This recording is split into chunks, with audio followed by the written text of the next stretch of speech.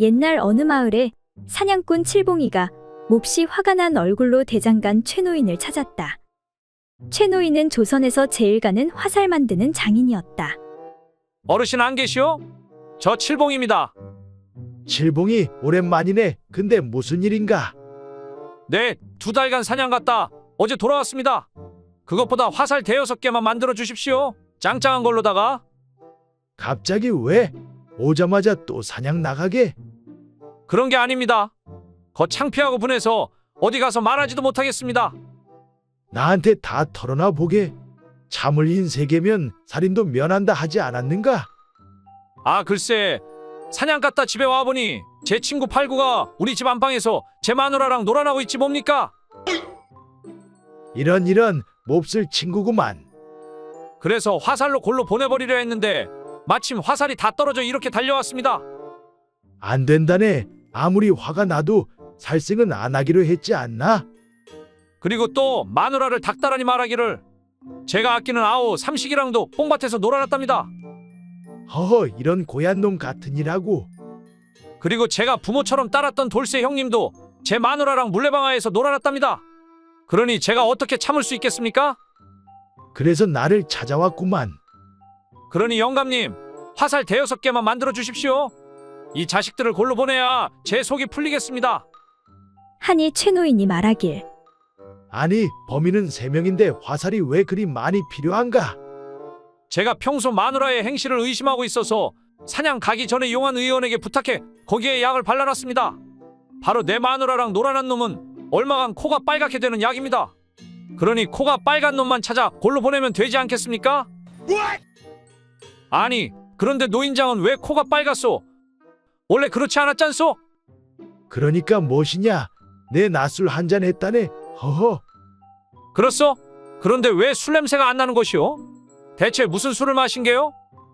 하니 노인이 벌벌 떨며 창고로 달려가 화살 20개를 가지고 오는데 아니, 노인장, 화살을 왜 이리 많이 가지고 오시오? 하니 최노인이 애원하며 이복의 칠봉이 내 범인을 다 알려줄 테니 제발 나는 좀 살려주시게.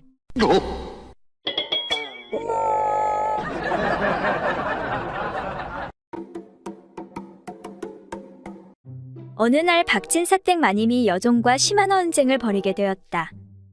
화가 난 마님은 끝내 여종을 쫓아내기로 작정했다. 내 인연! 당장에 이 집을 나가거라! 하지만 여종도 지지 않았다. 흥! 내가 나가라면 못 나갈 줄 알고요. 여종은 즉시 보따리에 짐을 챙기기 시작했다. 짐을 다 챙긴 여종은 일어서면서 마님을 노려보았다. 여종은 아직까지 분이 덜 풀린 모양인지 심술궂은 표정을 지으며 말했다. 마님, 한 가지 말씀드릴 게 있는데요. 나리께서 그러시는데 음식 솜씨로 보나 집안일 하는 것으로 보나 마님보다는 쇳내가 훨씬 더 낫다고 하던걸요. 여종의 말에 진사마님은 그저 눈만 흘낄 뿐이었다. 그러자 여종이 이번에는 이렇게 덧붙였다. 그것뿐인 줄 아세요? 밤에 그거 하는 제주도 마님보다는 쇳내가 훨씬 뛰어나다고 그러던걸요. 인내심의 한계가 온 마님은 이제 더 이상 참을 수가 없었다. 뭐라고? 나리가 그런 말씀을 하셨단 말이지? 내 인연 어디 두고 봐라. 만일 그 말이 거짓이면 살아남지 못할 것이다. 여종은 이를 악물고 노발대발하는 진사마님의 표정을 고소하다는 듯 한동안 살펴보더니 잠시 후 얄밉게도 이렇게 말하는 것이었다. 아니요, 나리가 아니라 행랑채 오서방이 그러던걸요.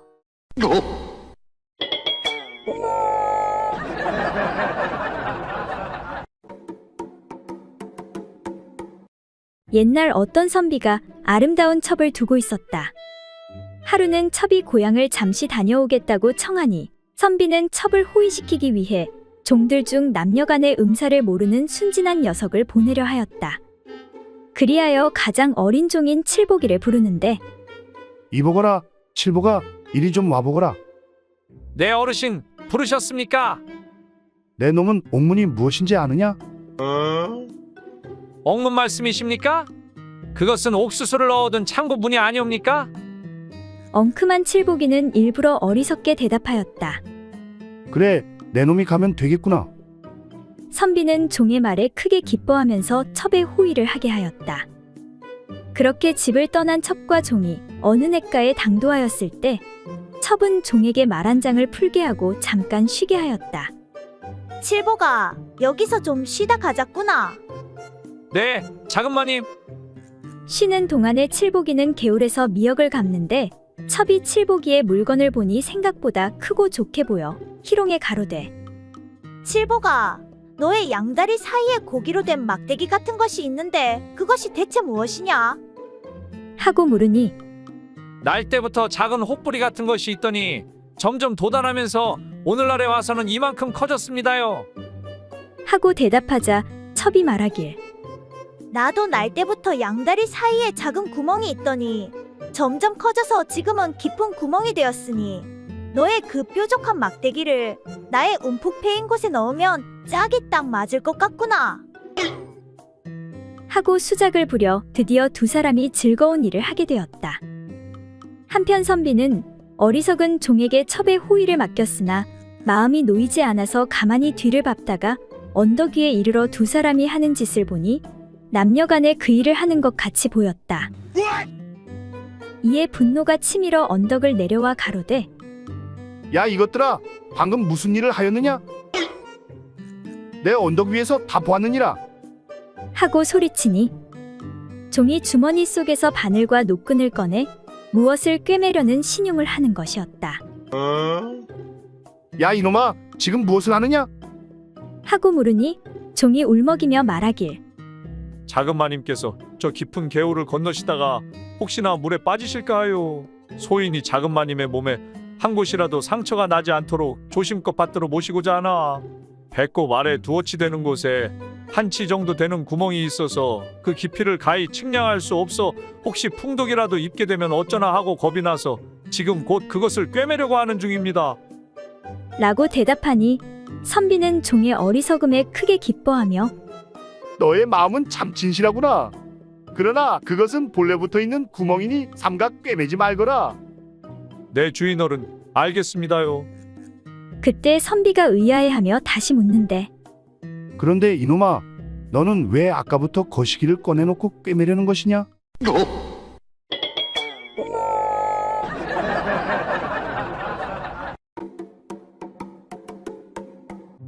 옛날 어느 마을에 호색가로 이름을 날리던 어느 한량이 기방을 제 집처럼 들락거리더니 그만 소중한 그것의 병이 들고 말았다. 고통을 참다 못한 한량이 읍내의 의원을 찾아갔다. 의원님, 소중이가 아파 죽겠는데 왜 이런가요? 진찰을 마친 의원은 이렇게 말하는 것이었다. 쯧쯧, 안 되겠네. 엇볼세, 엇보야. 소중이의 알을 빼내야겠어. 아니, 알을 빼내야 한다니요? 그게 무슨 소리입니까? 한량은 놀란 나머지 입을 다물지 못했다. 의원이 계속 말하였다. 이미 병이 깊을 대로 깊었네. 어쩔 수 없다네. 남자에게 가장 소중한 그 두 개의 알을 빼내지 않으면 목숨을 잃을 수도 있다네. 실로 천추의 한이 될 일이었지만 다른 방법이 없었다. 한량은 눈물을 머금고 그 수술을 받기로 하였다. 수술을 하긴 했지만 의원은 같은 남자로서 한량의 처지가 그렇게 안 돼 보일 수가 없었다. 내 덱을 딱히 여겨서 하는 말인데 지금 빼낸 것 대신에 마늘 쪽을 넣는 건 어떤가 싶으만. 겉으로 보기에는 괜찮아 보일 것 같아서 하는 말이오. 한량은 눈물을 머금고 말했다. 알겠습니다. 그렇게 해주십시오. 그리하여 한량은 의원의 시술대로 그 자리에 마늘을 넣어 볼륨을 유지하게 되었다. 그런 일이 있고 몇 달이 훌쩍 지난 어느 날 길을 걷던 의원은 우연히 그 한량과 마주쳤다. 이보시게, 그래 그 뒤 별 탈은 없었는가? 한량이 대답했다. 의원님의 시술은 정말 흠잡을 데 없이 완벽합니다. 진짜를 달고 있을 때와 똑같다고요. 근데 한 가지 곤란한 것이 있긴 한데 말이죠. 그래, 그게 뭔가? 의원의 질문에 한량이 대답했다. 그러니까 가끔 월양인연한테 놀러가 일을 치를라 치면 글쎄 그것이 눈이 쓰리다고 눈물을 비우듯 쏟아내지 뭡니까?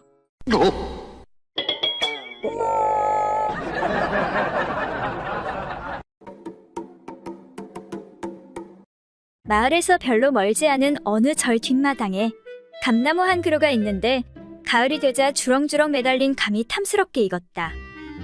하루는 나무꾼이 그 앞을 지나가다가 마침 출출하기도 해서 슬그머니 그 나무 위로 올라가 감으로 배를 채우기로 했다. 배가 고픈데 감이나 좀 따먹어야겠다. 그런데 공교롭게도 그때 어떤 젊은 중 하나가 여자를 데리고 나타나더니 하필이면 감나무 아래에 앉는 것이 아닌가. 눈치를 보니 중이 불공들이러 온 여자를 유혹하는 중이었다. 중이 뭐라고 하자 여자가 대꾸했다. 안 돼요. 아무리 그래도 전 괜한 짓으로 아이라도 가지게 되면 당장에 동네에 소문이 돌 텐데. 여자의 그 말에 중이 태연자약 받아 넘겼다. 아무 걱정 말라고. 내가 다 알아서 한다니까. 그런 실수는 절대 안 해. 이승에선 쓸데없는 걱정 다 집어치우고 부처님께서 점지해 주신 즐거움만 누리면 되는 거야. 하면서 여자를 깔아뭉개기 시작했다. 이쯤 되자 여자도 흥분이 되는지 못 이기는 척 그의 품으로 파고들었다. 두 사람 다 모처럼 안에 부처님께서 점지해 주신 즐거움을 맛보느라 번갈아 신음소리를 흘렸고 일은 한참 만에야 겨우 끝났다. 여자가 몸을 추스린 후 풀밭에 앉아 또 중얼거렸다. 이를 어쩌면 좋나. 저질러서는 안 될 짓을 했으니 만약 애라도 생기게 되면. 중이 이번에도 혀를 찼다. 또 그 쓸데없는 걱정. 안심하래도 그러네. 만약 일이 잘못돼 애가 생긴다고 해도 위에서 내려다보고 계시는 분께서 다 뒤처리를 해주실 텐데 뭘. 젊은 중의 그 말에 여태껏 숨을 죽인 채 밑을 훔쳐보고 있던 나무꾼이 깜짝 놀라며 외쳤다. 쓸데없는 소리 하네. 재미는 저희들끼리 보고 뒤처리는 나한테 시킨다고 참 염치도 좋다. 이에 젊은 중이 소스라치게 놀라 납작 엎드리며 말했다. 나무 아미타볼 관세음보살.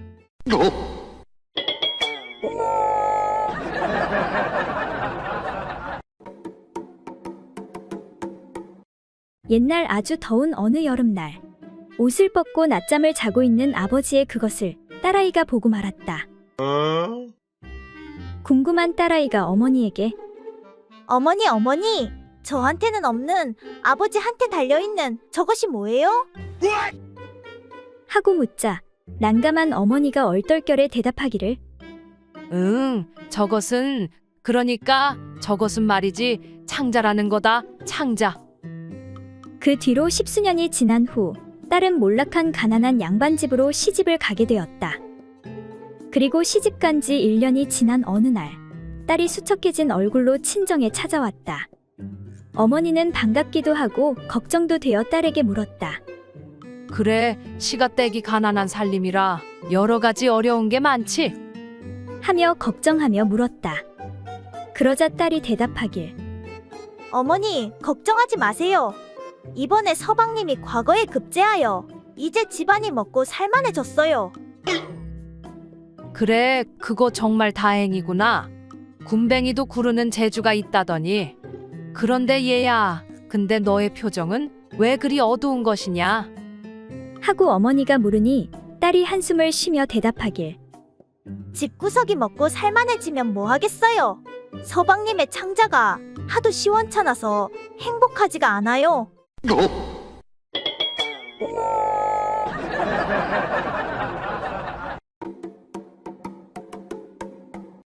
옛날 어느 마을에 한 호래비가 의원을 찾아가 물었다. 의원날이 제가 호라비로 지낸 지 벌써 10년이 넘었습니다.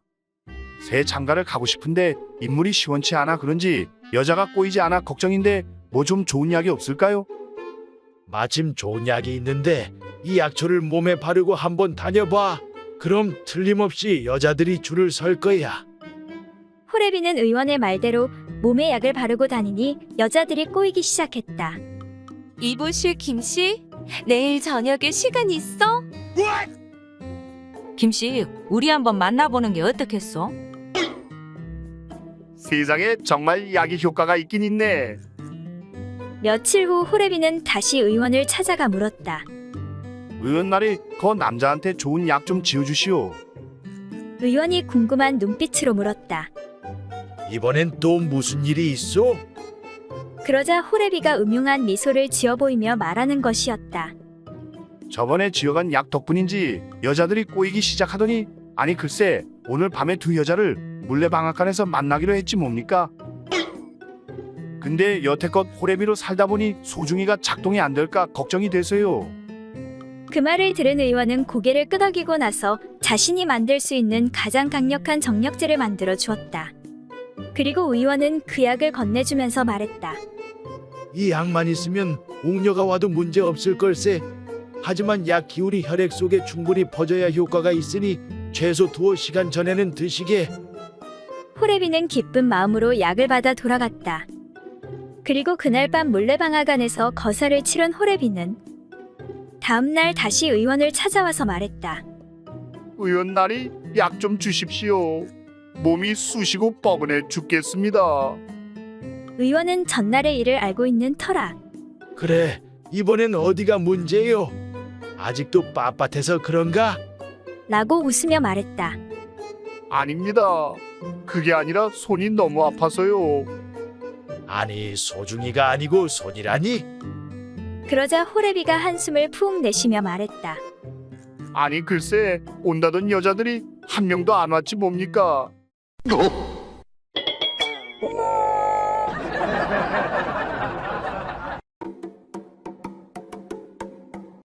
옛날 어느 고을에 대낮부터 동네 사내들이 주막에 모여 한장 걸치며 이런저런 이야기를 나누고 있었다. 난 어젯밤에 3번이나 해주고 마누라에게 혼이 났다네. 당연하지. 자네 그 번데기 같은 물건으론 3번이 아니라 10번을 해도 혼이 날 걸세. 그러고 보면 춘식이 자네는 정말 좋겠네 그려. 이무기한 마리를 아랫도리에 달고 있으니 무슨 걱정이 있겠나. 허허, 꼭 그렇지만도 않다네. 내 어떻게 처자 하나 꼬셔서 한번 재미 좀 보려고 하면 다들 죽는다고 소리치고 야단이니 말일세.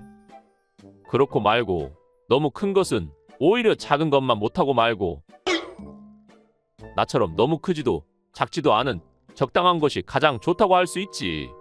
춘식이 자네 물건은 치료를 받아야 하네. 그건 틀림없이 병일세.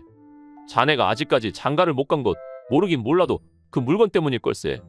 아마 자네와 함께 잠을 잤다간 그 어떤 여인네도 몇 날 못 살고 죽고 말 걸세.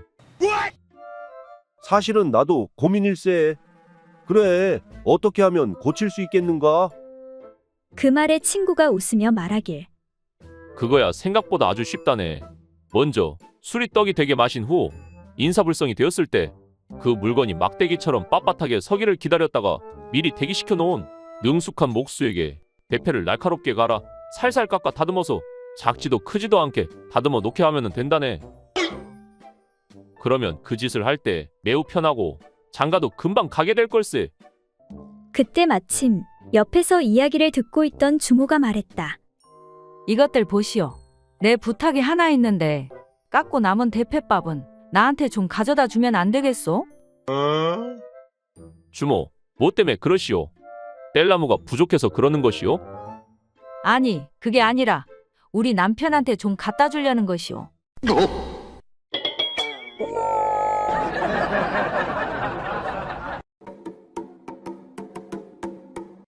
옛날 어느 마을에 너무나도 허약한 한 남편이 있었다.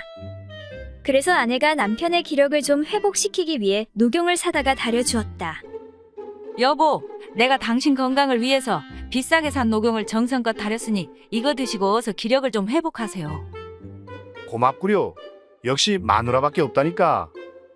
그런데 녹용을 다려 먹은 남편이 자꾸만 거시기에 기운이 동하여 아내에게 달려들었다. 여보 녹용을 먹어서 그런지 힘이 넘치는데 우리 거시기 한번 해야겠구려. 안 돼요. 참으세요. 이러시면 녹용을 쓴 보람이 없어요. 먼저 몸의 기력을 회복한 다음에 해도 늦지 않으니 한 달만 좀 어떻게 참아보세요. 여보 그러지 말고 좀 부탁하오. 안 돼요. 한 달만 참으시라니까요. 하지만 남편은 끝내 참지 못하고 이웃집 과부와 외도를 하고 말았다. 마누라가 죽어도 안 된다니 내 어찌하겠소. 나 좀 살려주시오. 그렇게 남편은 아내 몰래 자주 과부집을 찾아갔다. 그런데 이것을 눈치챈 아내가 남편의 뒤를 밟아 바람둥이 과부를 붙잡았다. 그리고는 다짜고짜로 윽박지르며 말했다. 야 이년아, 어서 내 녹용감 내놔. 아니, 언제 나한테 녹용을 사준 적 있어? 생사람 잡지 마로. 남편 관리도 똑바로 못하면서 무슨 녹용값을 달라는 거야? 나도 아까워서 못 먹는 녹용을 내년이 거시기로 다 빼앗아가 버렸잖아. 그러니 얼른 녹용값 30냥 내놔 이년아. 아내는 끈질기게 늘어져 끝내 녹용값을 받아내고야 말았다.